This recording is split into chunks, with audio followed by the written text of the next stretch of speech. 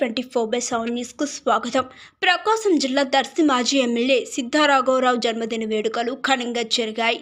ఈ కార్యక్రమం దర్శి సాయిబాబా వృద్ధాశ్రమంలో సిద్ధా ప్రతినిధి మండాది సుబ్బారావు ఆధ్వర్యంలో జరిగింది. ఈ సందర్భంగా ఆశ్రమంలో కేక్ కట్ చేసి వృద్ధులకు పంపిణీ చేయడం జరిగింది.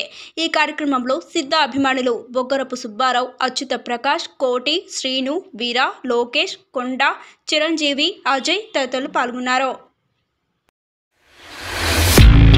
ప్రకాశం జిల్లా ఎస్పీ ఆదేశాల మేరకు దర్శి పోలీసులు దాడుల్లో పట్టుబడిన మద్యం సీసాలను ధ్వంసం చేశారు. పోలీసులు దర్శి దొనకొండ పరిధిలో పట్టుబడ్డ 142 లీటర్ల మద్యం సీసాలను ధ్వంసం చేసినట్టు సెల్ఫ్ అడిషనల్ ఎస్పీ రవికుమార్ వెల్లడించారు.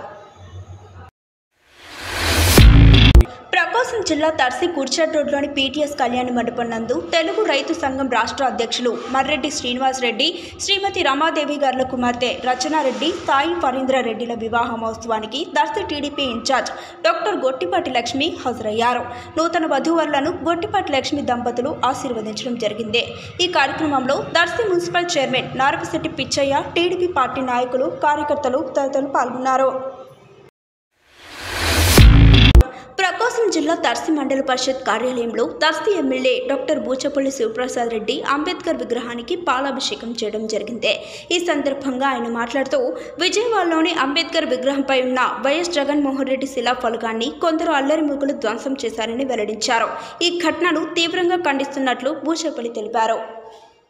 ఇలాంటి మరిన్ని అప్డేట్స్ కోసం Day24/7 న్యూస్ ఛానల్ని సబ్స్క్రైబ్ చేసుకోండి.